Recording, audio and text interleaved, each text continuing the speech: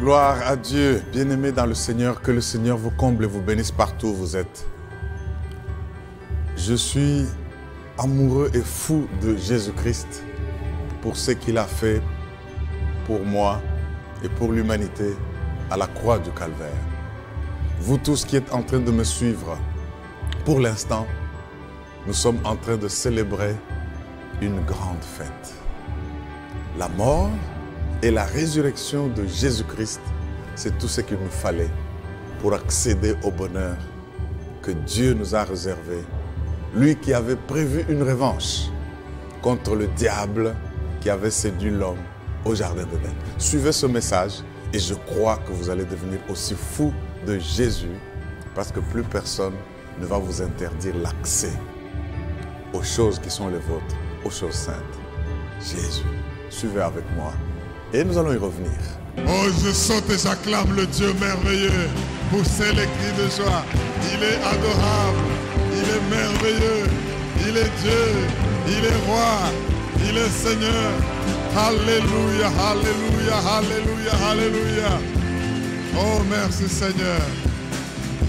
Merci Jésus. Père, prends le contrôle et la direction de toutes choses. Parle à nos cœurs parce que nous voulons être ce que tu veux que nous soyons aujourd'hui encore. Et nous célébrons ton œuvre à la croix. Toi qui nous as sauvés, tu es merveilleux. Nous pouvons aussi paraître devant les hommes aujourd'hui. Tu nous as donné de la valeur. Reçois l'honneur, la puissance et la gloire au nom de Jésus. Et nous disons Amen. Est-ce qu'on peut acclamer très fort le Dieu vivant? Merci ADC. Oh, qu'elles sont merveilleux. Acclame, acclame, acclame le roi des rois. Alléluia, alléluia, alléluia. Oh, merci Jésus.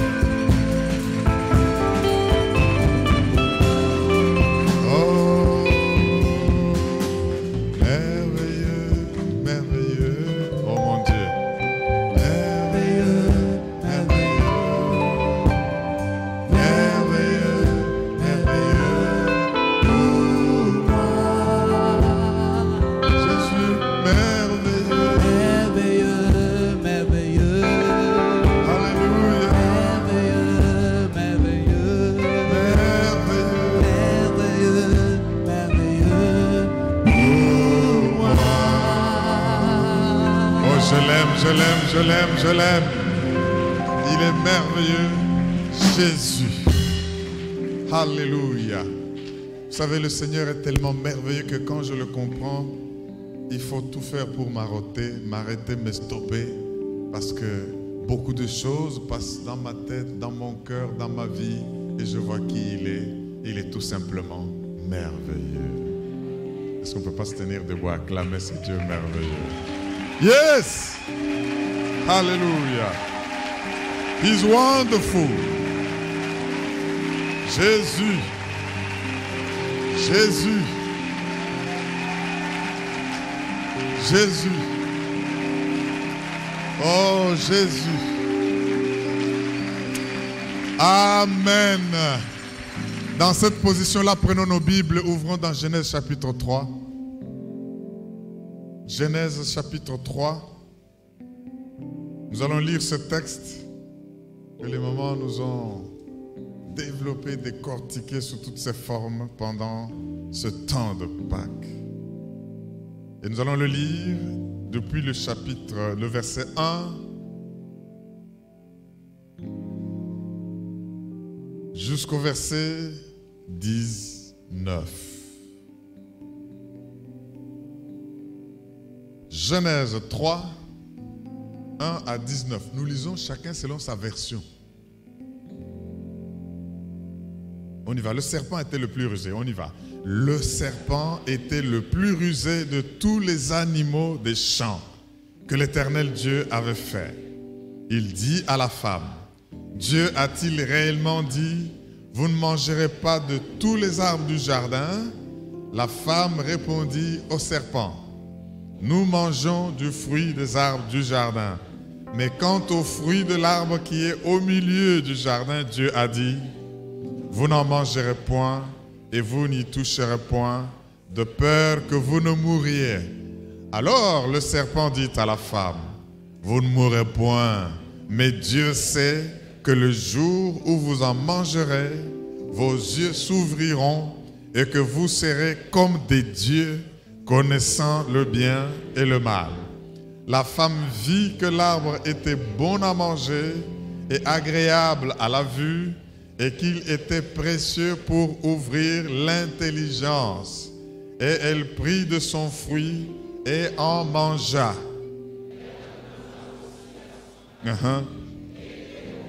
Et il en mangea. Les yeux de l'un et de l'autre s'ouvrirent. Ils connurent qu'ils étaient nus et ayant cousu des feuillages de figuier, ils s'en firent des ceintures. Alors, ils entendirent la voix de l'Éternel Dieu qui parcourait le jardin vers le soir, et l'homme et sa femme se cachèrent loin de la face de l'Éternel Dieu, au milieu des arbres du jardin. Mais l'Éternel Dieu appela l'homme et lui dit, « Où es-tu » Il répondit, « J'ai entendu ta voix dans le jardin et j'ai eu peur parce que je suis nu et je me suis caché. » Et l'Éternel Dieu dit, « Qui t'a appris que tu es nu? Est-ce que tu as mangé de l'arbre dont je t'avais défendu de manger ?» L'homme répondit, écoutez, la femme que tu as, oh mon Dieu, auprès de moi m'a donné de l'arbre et j'en ai mangé. Et l'Éternel Dieu dit à la femme, pourquoi as-tu fait cela? La femme répondit, le serpent m'a séduit et j'en ai mangé. L'Éternel Dieu dit, et j'en ai mangé. L'Éternel Dieu dit, wow. Tu marcheras sur ton ventre et tu mangeras de la poussière tous les jours de ta vie. Je mettrai inimitié entre toi et la femme, entre ta postérité et sa postérité. Celle-ci t'écrasera la tête et tu lui blesseras le talon. Il dit à la femme, j'augmenterai la souffrance de tes grossesses, tu enfanteras avec douleur et tes désirs se tourneront vers ton mari, mais il dominera sur toi. Il dit à l'homme, puisque tu as écouté la voix de ta femme et que tu as mangé de l'arbre au sujet duquel je t'avais donné cet ordre, tu n'en mangeras point, le sol sera maudit à cause de toi, c'est à force de peine que tu en tireras ta nourriture tous les jours de ta vie. Il te produira des épines et des ronces, et tu mangeras de l'herbe des champs. C'est à la sueur de ton visage que tu mangeras du pain, jusqu'à ce que tu retournes dans la terre d'où tu as été pris. Car tu es poussière et tu retourneras dans la poussière. Est-ce qu'on peut dire Amen? Est-ce qu'on peut dire Amen et acclamer la parole de Dieu? Alléluia. Veuillez vous asseoir, bien-aimés, en ce jour merveilleux. Cette parole que nous venons de lire nous rappelle une histoire tragique, pour ne pas dire dramatique. Entre Dieu et l'homme, il y avait un amour terrible. Dieu a créé l'homme et l'a aimé. Il l'a créé pour qu'il puisse non seulement lui ressembler, mais dominer et régner sur la terre, sur tout ce que Dieu a créé. Mais l'homme ne savait pas qu'il y a des jaloux à cause de sa position. Vous savez, mes frères et sœurs, quand tu changes de position, tu changes de condition. Alléluia. L'homme n'a pas compris quelle position il avait et qu'à cause de cette position, il y avait des bénéfices liés à sa position. L'un de ses bénéfices, c'est qu'il allait toujours écouter Dieu. Il allait toujours avoir les révélations de son Dieu. Et il allait vivre heureux, béni. À cause de cette position, sa condition était meilleure. Mais voilà, ici, l'alliance semble brisée, le divorce semble consommé. Dieu dit, prends tes clics et tes claques. Pars de mon jardin. Foutez le camp. Non mais, écoutez, si tu viens ici et que tu veux m'éviter pour ne vouloir que ma vie, pour ne vouloir que vivre éternellement comme toi, parce qu'on t'a dit que tu seras semblable à moi et tu seras des dieux, alors que je vous ai déjà créé à mon image, si ce n'est que pour les intérêts que tu me suis, pars du jardin. Le divorce est consommé. Disons ensemble, le divorce est consommé. Entre Dieu et l'homme. Qu'est-ce qu'il fait? Il prend un voile. Il met pour qu'il n'y ait pas d'accès à l'arbre de vie. Il y a des chérubins qui font flamboyer des épées pour que celui qui va maintenant oser accéder à l'arbre saint, l'arbre de la vie, il soit tué. Plus d'accès. Ils ensemble, Dieu met le voile.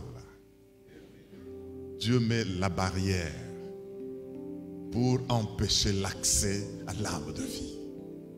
Mais j'aime le Seigneur bien-aimé parce que pendant ce temps, il a un plan pour corriger la situation. Si vous lisez de Genèse à l'Apocalypse, livre après livre, il est montré le plan que Dieu déroule pour remédier à cette situation. Et la finalité, c'est de remettre l'homme à sa position qu'il a perdue. N'oublions pas, quand tu changes de position, tu changes de condition. Aujourd'hui, si nous arrivons à faire que toi tu deviennes un homme haut placé, si tu étais à Kingasani Yasuka, à cause de la position que tu avais avant, de chômeur, eh bien, dès que tu deviens ce ministre, dès que tu deviens ce dignitaire, ta position change.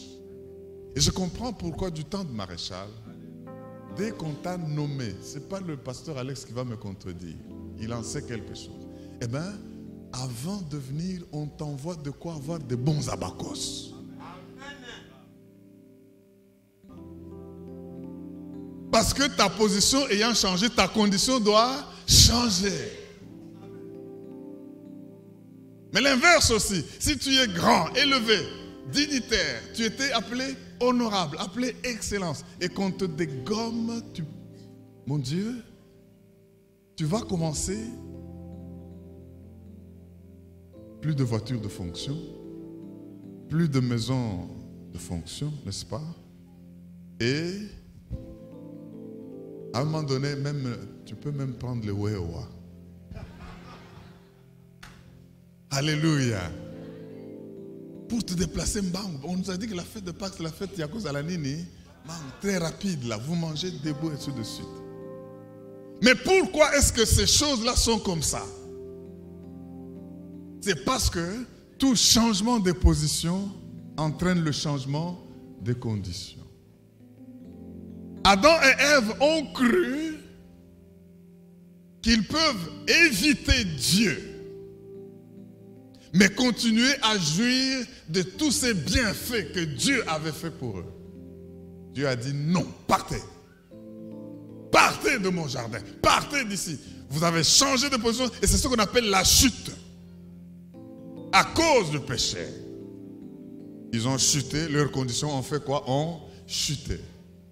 Mais voilà, Dieu déploie un plan de Genèse à Apocalypse. Ce texte que nous venons de lire, dans ce texte,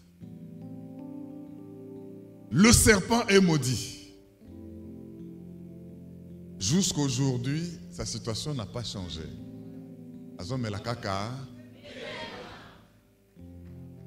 Alléluia. bouffe la poussière. Pourquoi? Parce que Dieu n'a pas prévu une solution pour remédier à la condition de cette malédiction. Dieu ne revient pas sur ce qu'il a déjà dit. Mais la femme et l'homme ne sont pas maudits. Dieu leur montre tout simplement et prophétise. À cause de votre condition ancienne, vous étiez bénis. Mais à cause de ce que vous avez fait sans écouter ce que je vous ai dit, voilà ce qui va vous arriver. Ça, ce n'est qu'une conséquence du fait de ce que vous venez de poser comme acte. Mais quand il arrive à la femme, oh, le mois de la femme, pourquoi il se termine encore aujourd'hui? Bon, vraiment. Quand il arrive à la femme, il dit, ah, parce que tu as fait ça, voilà ce qui va t'arriver. Ton chéri là, tu lui as donné le fruit et puis il a pris, il en a mangé sans rien discuter parce qu'il t'aimait beaucoup. Maintenant, il va commencer à te dominer, ça te sera un tyran. Tes désirs vont se tourner vers lui, mais au lieu qu'il te retourne encore les mêmes désirs, lui va faire quoi? Te dominer. Ce n'est pas une malédiction, mais c'est une conséquence. Il n'est plus dans l'état où il était pour t'aimer de tout cœur. Il est maintenant dans l'état tel que, malgré le fait que tu vas lui dire, lui préparer de bonne nourriture, lui donner de beaux enfants qui lui ressemblent quand il sourit. Mais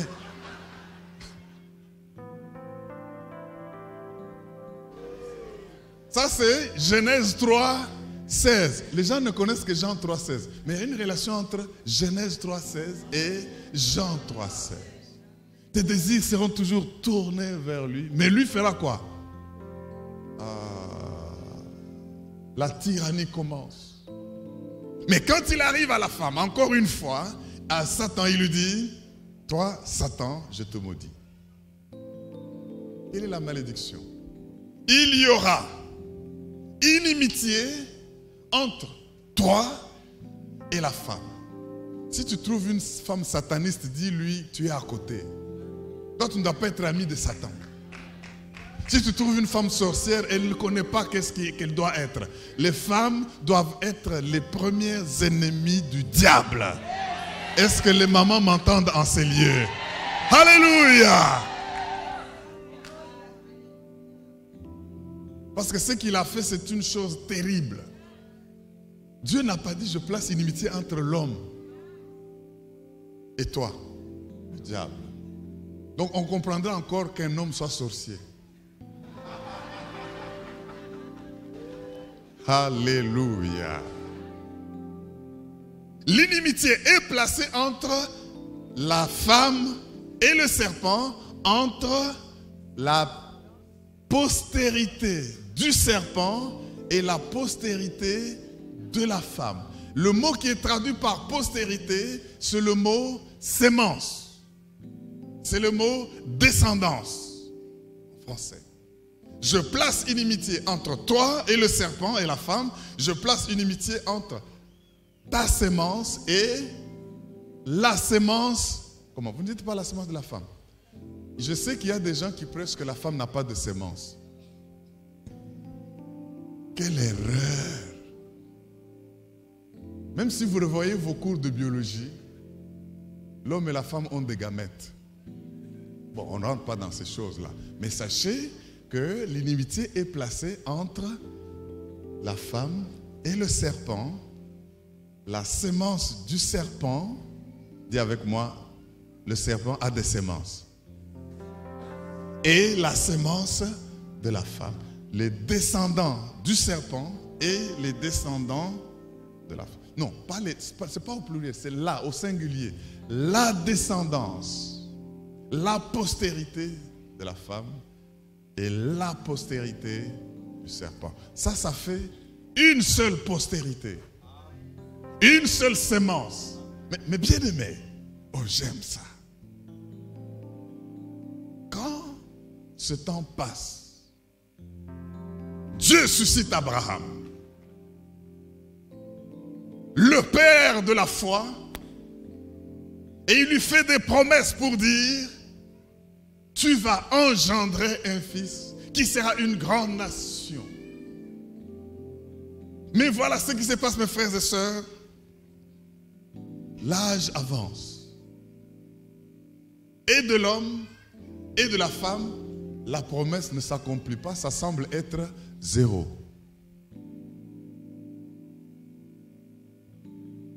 Abraham et Sarah, et c'est même Sarah qui a commencé, encore la femme, pour dire, papa, nous les autres pour ça.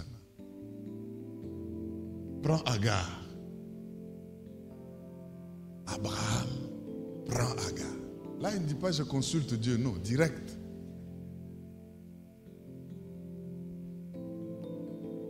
Alléluia.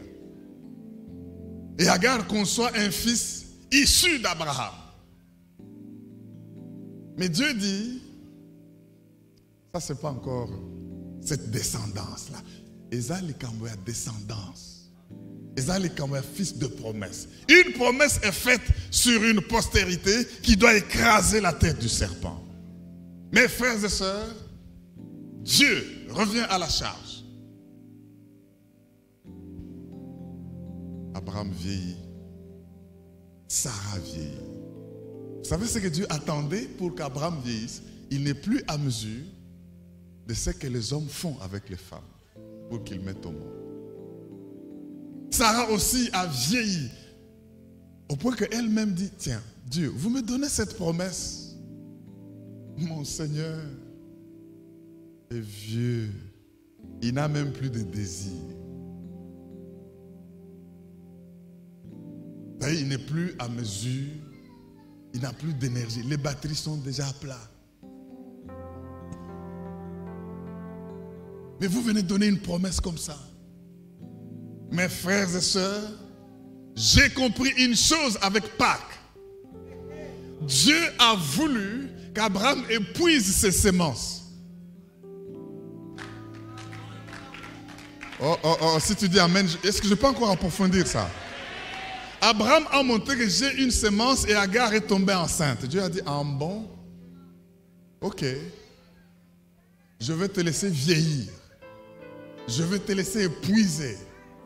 Je vais te laisser perdre des désirs. C'est-à-dire que Abraham n'était plus à mesure de quoi que ce soit. S'il dort en chambre, sachez qu'il est en profond sommeil.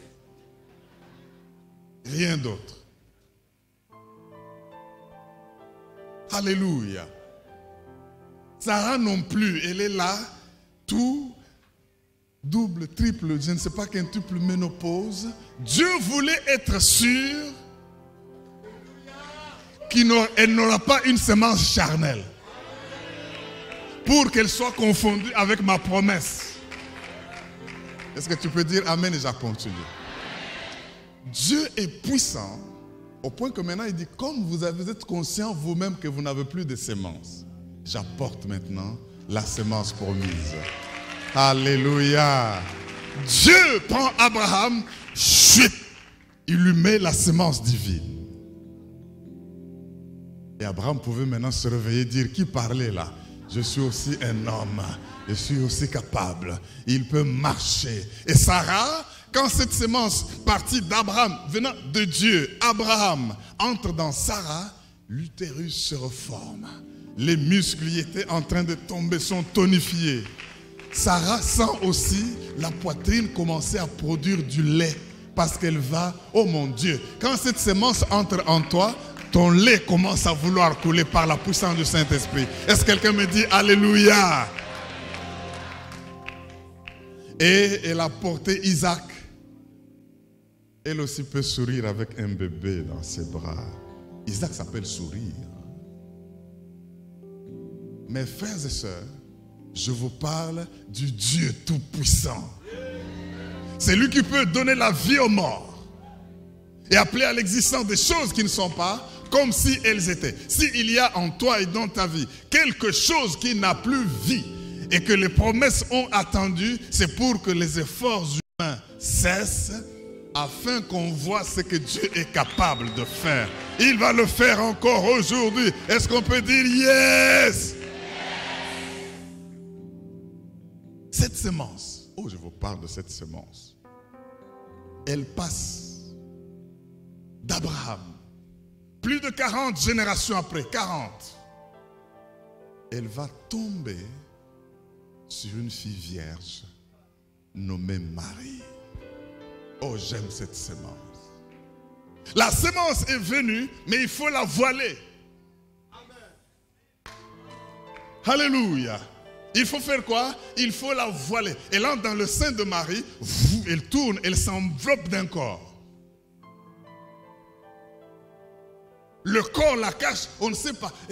Et Marie pose la question, mais comment cela se fera-t-il, car je ne connais point d'homme?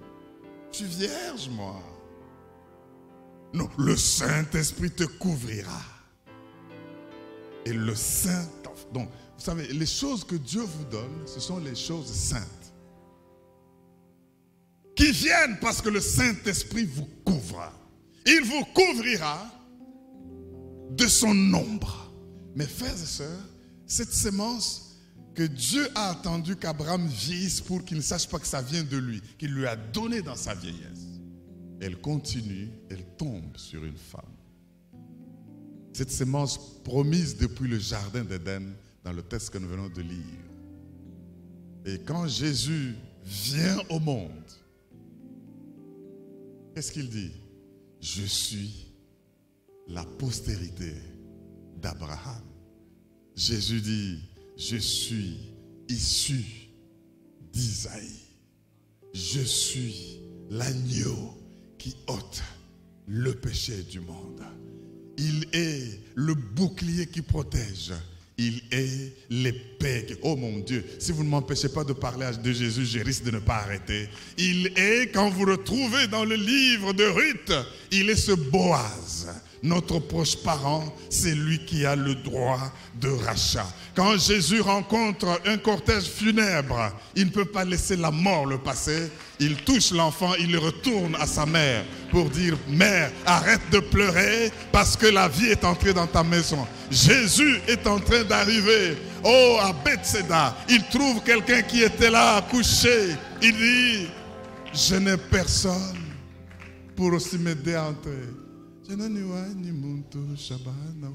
Jésus lui dit, ne dis pas que je n'ai personne. Prends ton lit, lève-toi et marche. Il est celui qui vient au secours de ceux qui le cherchent. Jésus, oh, je vois l'aveugle Bartimée en train de crier, je veux voir, aie pitié de moi, fils descendant de David. Et il lui touche les yeux et il retrouve sa vue. Jésus, oh Jésus, mon Dieu, cette femme a souffert, n'a plus d'argent.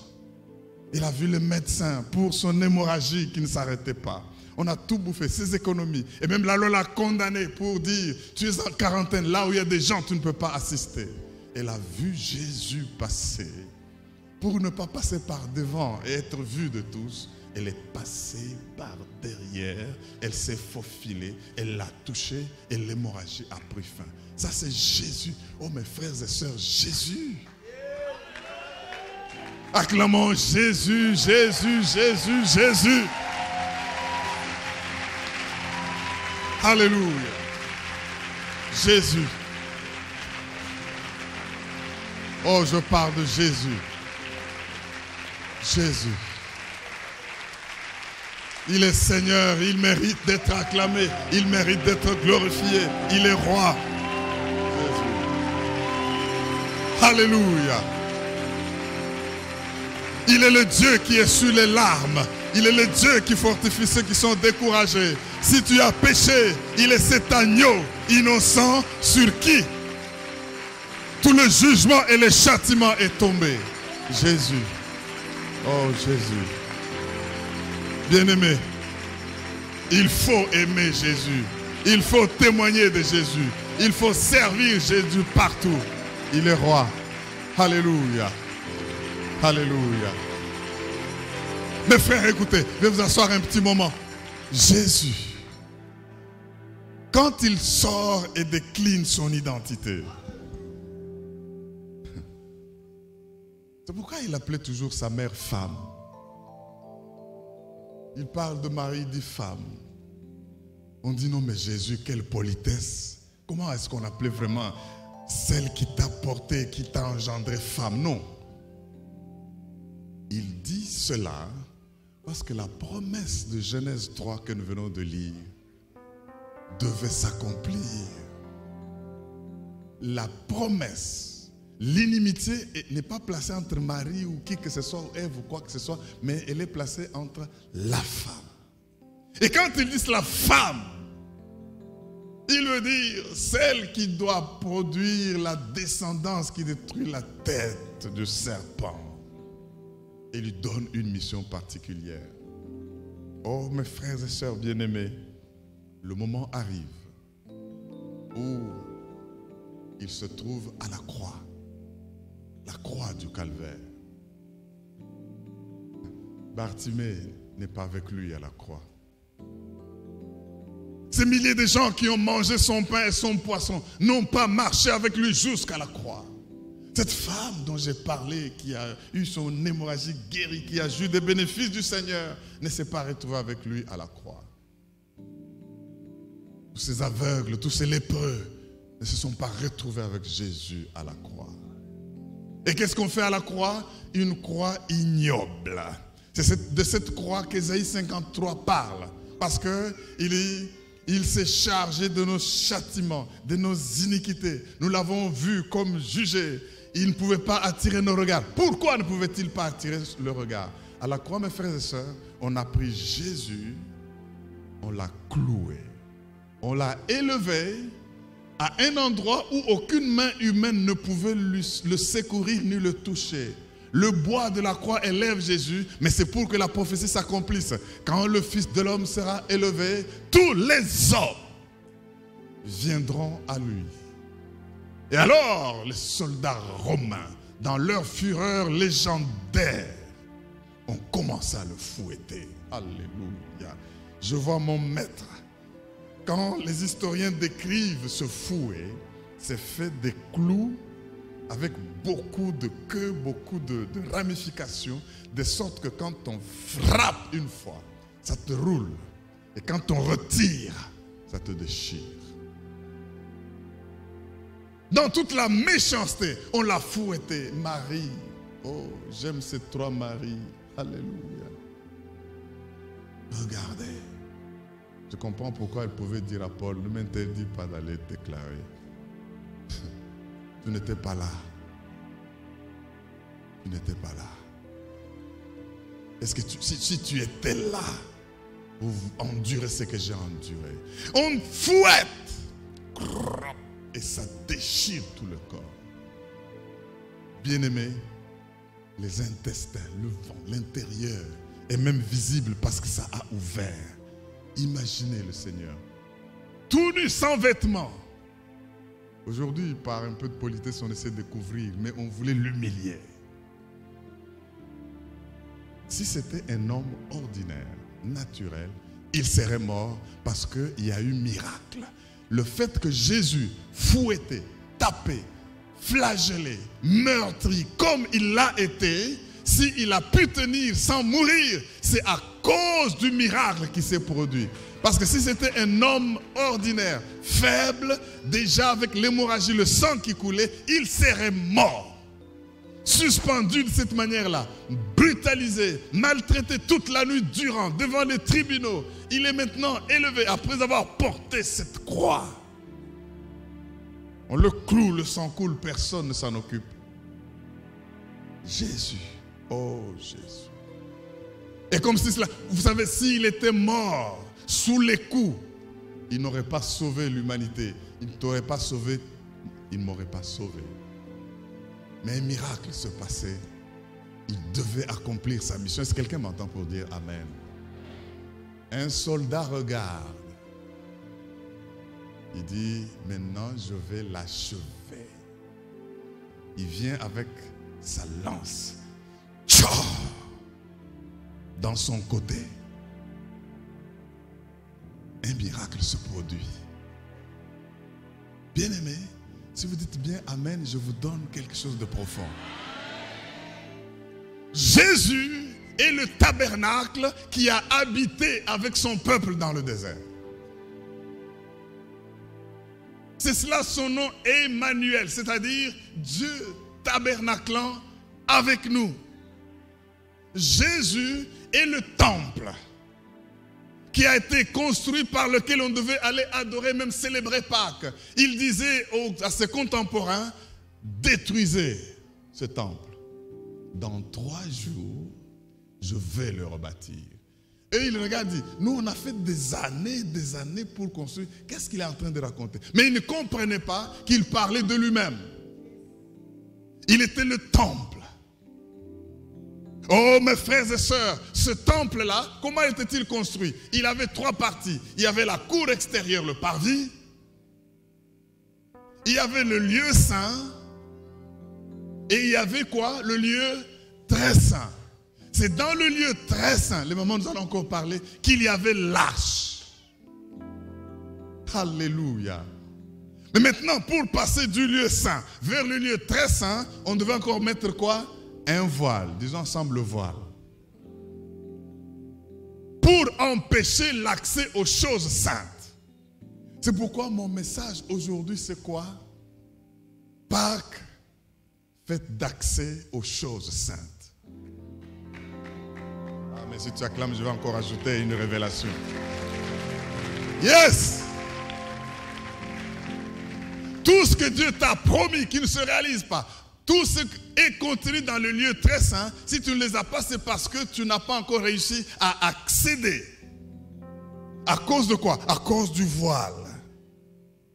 Oh mon Dieu. J'ai compris que ce n'est pas pour rien que la Pâque des Juifs est sans S, mais la Pâque chrétienne est avec S. Ce n'est même pas la Pâque. Pour nous chrétiens, c'est tout simplement quoi? Pâques. Donc quand vous dites nous célébrons la Pâque, bon, on rentre un peu chez les Juifs et tout ça, mais ce que nous célébrons, nous chrétiens, c'est Pâques. Et il faut prononcer le S parce qu'il y a S, Pâques, c'est-à-dire vous accédez à plusieurs choses. Donc nous fêtons pas la Pâque, mais nous fêtons Pâques. Pâques, mais voilà. Parce qu'il y a beaucoup de choses,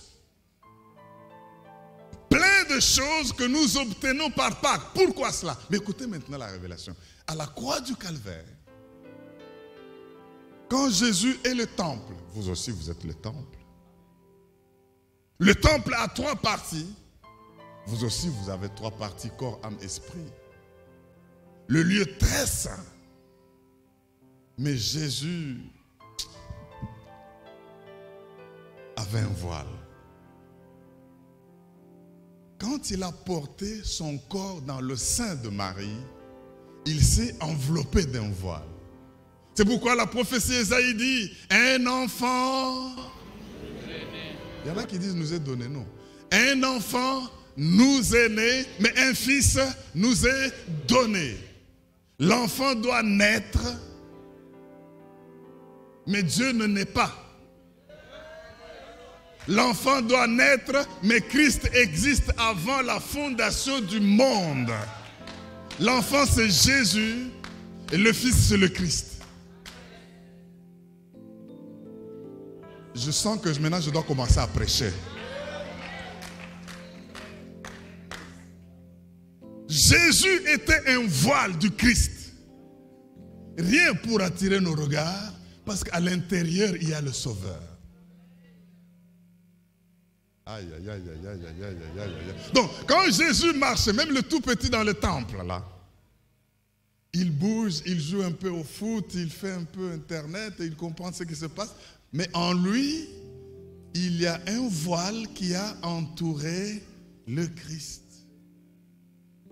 Alléluia. Maintenant, le soldat qui est venu pour l'achever, il est venu percer le voile. Le côté de Jésus était un voile.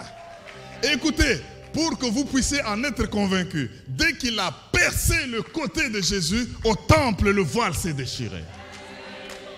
Parce que le voile qui était au temple était l'ombre de Jésus qui était à la croix. Il ne s'est pas déchiré de bas en haut, il s'est déchiré de haut en bas, parce que ça ne venait pas d'un homme, ça venait d'en haut. Alléluia!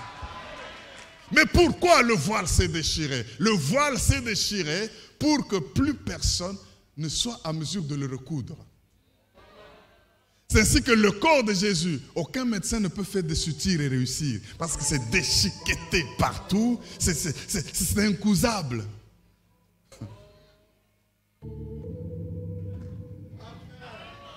Quoi qu'il y ait des gens qui font un effort pour recoudre le voile, mais ils ne se rendent pas compte que c'est difficile de le coudre. Pourquoi ils veulent le coudre? Parce que quand le voile est déchiré, l'accès était libre jusque dans le lieu très saint. Même les petits enfants, comme celles qui nous ont chanté ici de l'école de dimanche, pouvaient aussi voir les choses saintes. Ils pouvaient aussi voir l'arche de l'Éternel, là où se trouve le pain, la manne. Comme pour dire, Dieu est notre suffisance, Dieu est notre provision. Dans cette arche, les choses saintes, il y avait la verge d'Aaron qui avait fleuri pour dire, on peut contester votre pouvoir, on peut contester votre leadership dans la société, mais je veux faire que tous les autres ne puissent pas fleurir, sauf vous, vous puissiez. Mais c'est la résurrection. Est-ce qu'il n'y a pas quelqu'un qui a sa verge qui germe? Oh mon Dieu, mon roi, mon Seigneur et mon Dieu. Il y avait aussi les tables de la loi. Tu vas dire à 2-3 personnes, fais un break, fais une pause pour dire, ma verge a fleuri, ma verge a fleuri. Et ça c'est Pâques, ma verge a fleuri. En moi il y a la vie, en moi il y a la vie, en moi il y a la vie. Quel que soit ce que les hommes peuvent dire, en moi il y a la vie. Dis-le avec conviction. Ma verge a fleuri, mon autorité a fleuri, mon leadership a fleuri. Au nom de... Oh mais acclame très fort le Dieu vivant. Alléluia. Oh alléluia. Alléluia. On peut vous contester comme on avait contesté Aaron et Moïse. Dieu dira, demandez à tous ces princes qui contestent là qu'ils apportent leur verge. La verge, symbole de l'autorité. On verra ce qui va fleurir, c'est celle qui vient de Dieu. Pâques montre que Christ est entré dans le tombeau, mais il a germé. Mes frères et sœurs, puis-je vous parler du troisième voile? Pendant ce temps, si vous lisez Jean 20, les femmes sont allées au tombeau, encore elles. Marie de Magdala, elle arrive au tombeau. Larmes aux yeux, les mamans l'ont encore rappelé pendant cette semaine. Elle confond Jésus avec le jardinier à cause des pleurs. Toi qui as longtemps pleuré, tu ne vas plus confondre Jésus. Elle dit, mais mon Seigneur, où est-ce que tu l'as? C'est toi qui l'as enlevé parce que je veux le prendre. Et Jésus se fait connaître. Marie. Ma bibiche, elle a encore ajouté de Magdala? Non. C'est les hommes après qui ont ajouté de Magdala. Parce que tout ce qui était lié à ses origines, à sa ville de naissance Magdala, à ce qui était de chez... Eh bien, tout est tombé. Le Seigneur ne la voit plus comme étant Marie de Magdala, de qui on avait chassé les 7 démons, une possédée, mais elle voit seulement quelqu'un qui s'appelle comment? Oh, Dieu te connaît par ton nom. Je dis que Dieu te connaît par ton nom. Quand tu viens au tombeau, tout ce que les hommes t'ont collé, tes origines, font quoi? Tombent. Et le ministère commence. Et Marie voit, oh Rabouni, maître. Elle va aller pour l'embrasser. Oh, Marie, ne me touche pas, ne me touche pas, ne me touche pas, ne me touche pas. Pourquoi tu ne dois pas me toucher? Je ne suis pas encore monté. Vous savez bien aimé, le vrai temple, ce n'est pas celui qui est sur la terre. Le vrai temple, ce n'est pas le corps de Jésus. Le vrai temple est au ciel. Mais alors, à cause du temple, parce qu'il faut que le souverain sacrificateur traverse le voile, il ne le traverse pas avec lui-même, il le traverse avec quoi? Avec du sang. Il doit aller couvrir sur tout le propitiatoire de l'arche qui est dans le lieu très saint. Israël ne pouvait pas entrer dans le lieu très saint. Il se faisait représenter par le sacrificateur. Et lui n'allait pas main vide, il prenait du sang et il entrait. Et dès que Dieu est content, dès qu'il ressort, le peuple est dans la joie parce qu'ils sont pardonnés pour toute une année. L'année qui vient encore, au Yom Kippour, il va encore revenir pour entrer. Mes frères bien-aimés, Jésus, dont tous ces sacrificateurs étaient symboles et images, devait aussi traverser le voile. Non pas avec du sang de bouc, ni de taureau, mais avec son propre sang. Aucun sacrificateur n'était sacrifice et sacrificateur. Jésus était lui-même le sacrifice qui avait du sang qui coulait à la croix du calvaire. Et Jésus, maintenant à Marie, elle dit, je ne suis plus sacrifice, je suis maintenant sacrificateur. Je dois monter parce que je dois pénétrer le voile du ciel. C'est pour cela qu'aujourd'hui, ce que vous liez sur la terre est lié où? Au ciel. Et Dieu dit à Moïse, fais attention de maintenir la construction du tabernacle selon le modèle que tu as vu. Le vrai modèle est au ciel. Est-ce que tu comprends les trois voiles? Le côté de Jésus, un voile. Dès qu'on le déchire, le voile qui le représentait au temple se déchire et celui du ciel se déchire. Jésus devait accomplir cela et c'est ainsi que Hébreu dit, nous nous accrochons comme l'encre qui fait notre espérance, qui passe au-delà de quoi? Au-delà du voile. Mes frères bien-aimés, j'aimerais vous dire que Pâques, c'est la fête d'accès aux choses saintes. Pourquoi fête d'accès aux choses saintes? Parce que c'est la fête qui a consacré la déchirure, la destruction du voile. Personne ne peut remettre encore ce voile. C'est pourquoi si on te dit, tu es un petit enfant, tu ne peux pas faire ces choses, dis refuse. Parce que ces archanges qui avaient l'épée flamboyante pour nous interdire d'accès à la vie au terrain, dans le jardin d'Éden, sont partis. Jésus est venu, lui la sémence qui a été promise, née d'une femme, pour écraser la tête du serpent. Il a écrasé le serpent, sa tête, et le voile est déchiré. Qu'on ne vienne pas te dire, tu es une femme. Jésus n'a pas dit à Marie, on va te contester parce que tu es une femme. Il dit, je te fais apôtre. Va maintenant apostoler à mes frères. Dites aussi à Pierre que je suis ressuscité. Elles sont les témoins de quoi? De la résurrection. La résurrection, la pierre qui était là pour garder, a été roulée. Il est sorti. Il y a eu une telle concentration de péché sur lui que le soleil n'a jamais vu et il s'est obscurci. Il y a une telle concentration sur lui au point que les rochers, sur cette colline qu'on appelle Golgotha, il y a eu tous les péchés du monde concentrés au point que la terre a bougé, les morts se sont ressuscités parce qu'il montrait que non, on n'a jamais vu sur une seule personne autant de péchés est localisé en un seul endroit pour que toi tu sois sauvé, pour que moi je sois sauvé. Si quelqu'un vient t'interdire d'accomplir une mission que Dieu t'a donnée,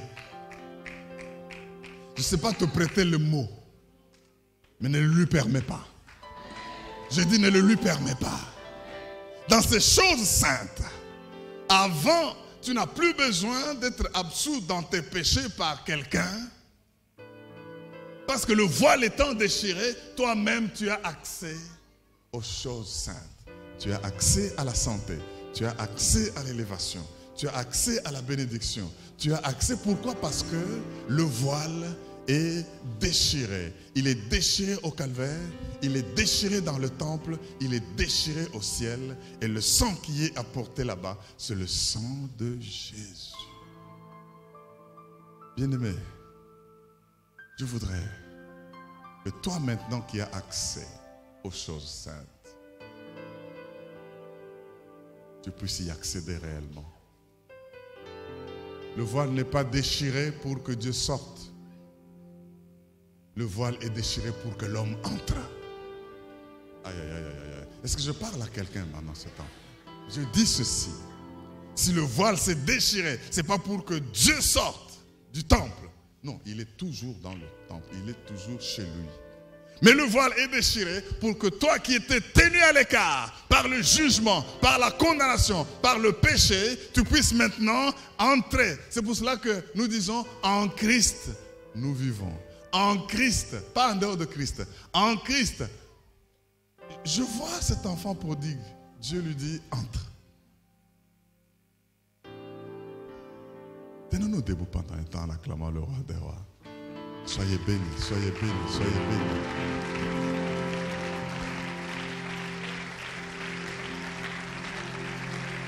J'ai accès aux choses saintes.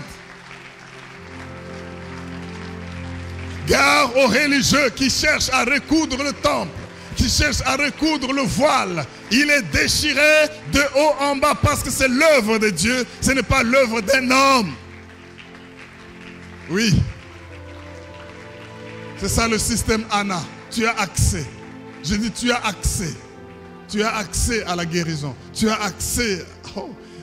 Regarde un peu toi-même. Qu'est-ce qu'on t'a toujours privé d'avoir? Tu as accès au mariage béni. Tu as accès aux choses saintes. Dis à 3-4 personnes, j'ai accès aux choses saintes. Ne cite pas tes choses, il risque d'être jaloux.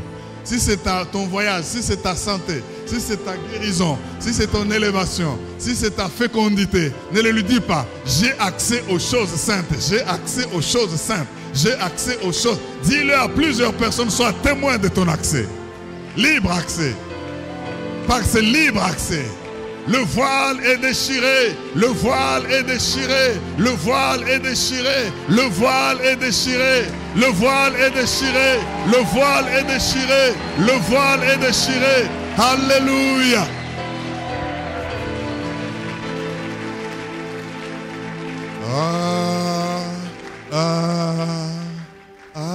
Yes. Oh, j'aime Jésus. Je suis fou de Jésus. Yes. Qui t'avait vu bizarre là? Qui t'avait enlevé toute la valeur? Mais Pâques te retourne la valeur. Pâques enlève tout ce qui était mauvais. Pâques enlève tout ce qui est bizarre. Pâques enlève toute la malédiction passée.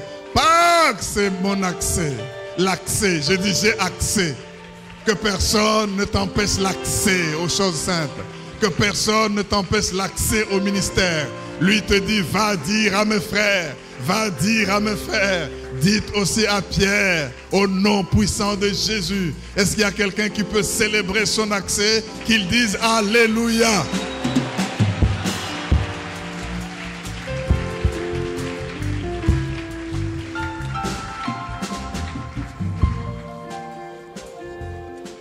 Je bénis beaucoup le Seigneur notre Dieu pour l'occasion que vous m'offrez, en l'occasion de cette fête de Pâques, que nous célébrons aujourd'hui. Alors l'essentiel du message que nous avons suivi aujourd'hui, c'est un message vraiment fort parce que l'archevêque notre Père nous a fait nager, il nous a fait promener dans les Écritures depuis la Genèse jusqu'aux Évangiles. Alors il nous a montré effectivement comment est-ce que la malédiction est entrée par la femme et il a montré pas à pas l'essentiel de l'œuvre que cette femme a accomplie dans la Bible et dans le Nouveau Testament notamment.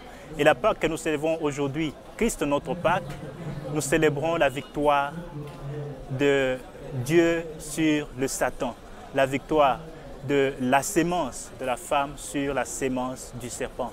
Et cela a été vraiment très fort. Et surtout lorsque notre Père nous démontre qu'il y a exactement 3 voiles. Le voile qui a été le côté percé du Seigneur, et le voile qui a été déchiré dans les temples, et le voile qui s'est ouvert dans le ciel, où notre Seigneur est monté dans sa gloire. Ça a été des moments très forts, des moments particuliers. Nous bénissons le Seigneur pour cela. Alléluia. Mes frères et sœurs, je crois que sans aucun doute, et personne ne pourra me contredire, vous êtes devenus aussi amoureux de Jésus. Parce que vous avez compris le concept de la sémence qui a été promise, la descendance qui sortait de la femme pour écraser la tête du serpent, le diable, Satan, le méchant, et qui maintenant en Jésus a tout accompli. Comment? L'accès est ouvert à chacun pour avoir les choses saintes. Le voile n'y est plus. Que ce soit dans le monde, que ce soit dans le temple, que ce soit dans la vie, même au ciel, plus rien ne vous empêche d'accéder à ce qui est saint et ce qui est prévu pour vous. Accrochons-nous au Seigneur et servons-le, parce que l'œuvre de Jésus-Christ à la croix du Calvaire, c'est tout ce dont nous avons besoin. Je nous invite tous les jours, tous les dimanches, nous avons 2 cultes à Logos Rema, sur l'avenue Sayo, dans la commune de Kasavubu, à Kinshasa, en République démocratique du Congo. Un culte le matin, 7h30, jusqu'à 9h30.